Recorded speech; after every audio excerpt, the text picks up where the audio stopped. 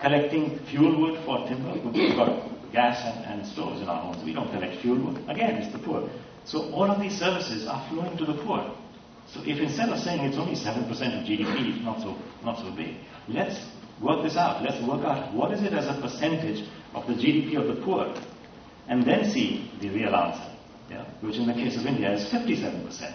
So it's not about a tiny fraction, it's actually most of their livelihood that is at stake from losing ecosystems of biodiversity. The point that I'm trying to make is that when we talked about the losses in the deep project, they were big, of course, and the point was well taken globally that yes, the economic size of these losses is big. But I think what was also not understood was the social dimension of these losses and the extent to which they impact the lives of the poor. And the second and more positive side that was not understood is if you are losing these, the triangle which demonstrates in loss terms annually what can happen. So you can end up, if you keep going at business as usual, our forecast is that by 2050 you'll be losing 7% of GDP globally as a result of business as usual forest losses. Another way of looking at that is that how much is that in present value terms? So you present value the annuity in terms of how much is lost this year to natural capital. Whichever way, there's this sort of triangle of loss. But I would describe that as a triangle of opportunity and say that you can build back that natural capital. And just like you pay people to build financial capital, that's what companies do, you can also pay people to rebuild natural capital. Thankfully, my own country seems to be doing that at long last, because there is a scheme called the National Rural Employment Guarantee Scheme, where we are paying people to replant forests and to have water harvest. The green economy is not just a Soria Moria castle in the air, which you dream of and you go towards. It's not just a fairy tale, it's real. It's already happening. And two examples I take is Mexico and Korea. Both presidents were very impressive in their delivery of the G20. The Korean President Lee has actually had this green growth national vision since last year. And so you just have to read some of the achievements that are targeted here, which are quite significant.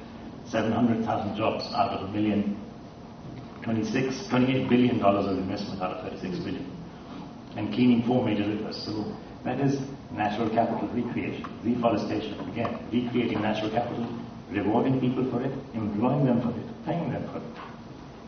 It's a different thinking. Mexico is going along the same lines now. They're developing a green fund for engaging in renewable energy projects and reforestation. And they are engaging business. That's something that they do very well. Engaging business and growing up that vision. They had their own little Stern review. They worked out their own cost to the domestic economy as being significant. Think about the manufacture of solar panels, or think about the manufacture of solar heaters for the top of roofs, or manufacture of insulation, or manufacture of so many things which are complex, difficult to manufacture.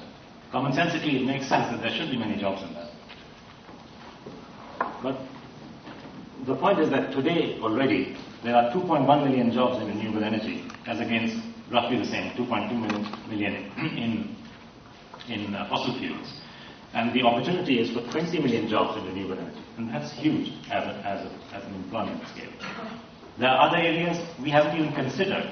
If we look at the auto industry, the steel industry, IT services, collectively their revenues are actually less than the total value that flows from forests to people every year. That's about $4.5 trillion, $4,500 billion. And yet the total number of people employed in all of those industries is respectively 4 to 6 million, and the total number that are directly employed as conservators in forests is only 1.3 million. Clearly something's going wrong here. We have got the massive asset of this much estimated. We've got massive incomes coming from it, if you like, flows coming from forests to people, and we have hardly anyone looking after them. We have a mindset problem. If it's human-made, if it's manufactured, we invest money, we throw people at it, but if it's not, we don't. And I think that has to be looked at. This is sometimes my favorite slide. I keep talking about us having a defective compass. We are trying to navigate a three-dimensional, complex space, economic space. We're trying to manage natural capital, human capital, financial capital. And we've got this simple compass called GDP growth. Just imagine the slightly defective mariner's compass taking us through the spaceship. It's not going to work, friends. You need something better. You need to measure what you manage. You're not measuring what you manage right now. This is not a Soria Moria either. This is a real engine. designed by the GE Eco-Imagination campaign. It runs like my Toyota Prius. It uses renewable energy and fuels, 2 engines, works at half the amount of energy that a normal engine uses and 15% less emissions. And if we don't follow these greenings, what will be happening? Well, guess what? We've seen that already.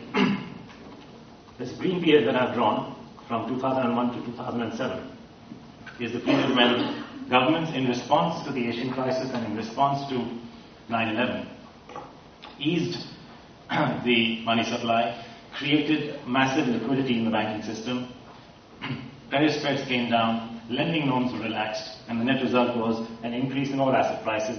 This one happens to be S&P, but it wasn't dissimilar in housing or any other asset.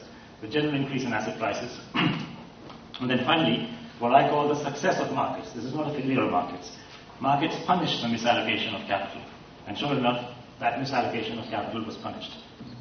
My fear is, if we are not careful, we could have a bigger punishment coming for the misallocation of natural capital, ecological capital, than we have had for financial capital. I hope we don't go there. I hope we go to a green economy. Thank you very much.